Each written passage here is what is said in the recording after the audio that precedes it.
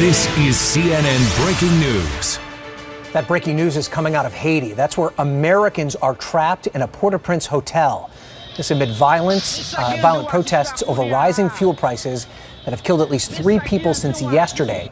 Take a look at this video taken in the capital. It shows cars on fire and smoke billowing throughout the city. At least 3 U.S. airlines have canceled all of their flights into Haiti so far, and others are expected to follow. Now, while things are calmer now, at one point there was rioting, looting, and fires at the Oasis Hotel. 50 Americans, children, tourists, and missionaries are all staying there. We're told that no one is being allowed to leave the hotel. Also, there are roadblocks in front of the Oasis. Evacuation plans are being made in case the violence erupts again. Stacey Lombardi-Bourne is on the phone with us now. She is a guest at the Oasis Hotel. Stacey, first tell me, are you and the folks you're traveling with, are you safe? And give us an idea of what the situation is like there right now. Hi, we are safe at the moment, and the situation right now is calm. We've worked on a security plan to fortify the perimeter and evacuate if needed, if the situation becomes worse again. So is your plan to wait things out to see if the situation calms down for the long term, or at the first opportunity to be evacuated, will you take advantage of that opportunity? Right now the plan is to wait and only leave if, as a last resort, if we need to escape anyone coming into the hotel if they're able to do so. So kind of talk to us about how this all developed. We know that the prime minister there announced an increase in gas prices as a way to raise revenue for the federal government there in Haiti. Obviously, the citizens of Haiti did not take kindly to that. I mean, how quickly did things escalate? Things escalated pretty quickly, and I think that it's understandable sometimes when people have a difficult time affording an increase on a price like that.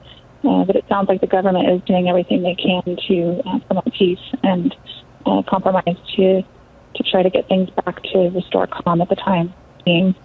We're seeing a little bit more calm right now in different areas. There's still a lot of rioting and things like that going on, but I think it's possible that right now some peace might be restored because of the most recent announcement by the Prime Minister that he was going to delay the increase of price on the gas.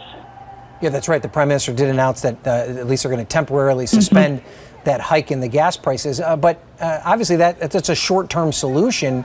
From your perspective, being there over this period of time, I mean, are you concerned that even something small could ignite the violence again?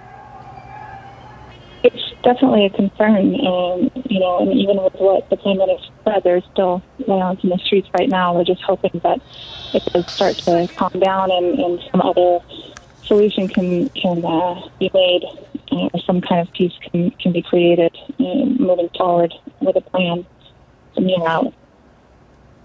And have you been in contact with the United States government, the embassy there? Do you feel as though the government, our government, has done enough to help you in this situation as best they can? The U.S. Embassy makes it really clear when you travel down to Haiti that they're sure to provide a certain set of services, and they do excellent at providing those services. But you're really traveling at your own risk, and are expected to have your own contingency plans in place. So, yes, I think they're doing everything that they're supposed to be and can be doing. Okay, Stacey, please stay safe. Continue to keep us updated on the situation there. If things take a turn for the worse, please let us know. And if things get better, let us know that as well. And if you're able to escape there safely, we appreciate you providing for us your view of what's happening there. And we should point out that the State Department has just responded to the protests. They said, quote, "We are aware of reports that a Best Western hotel in Port-au-Prince was surrounded by demonstrators and vandalized.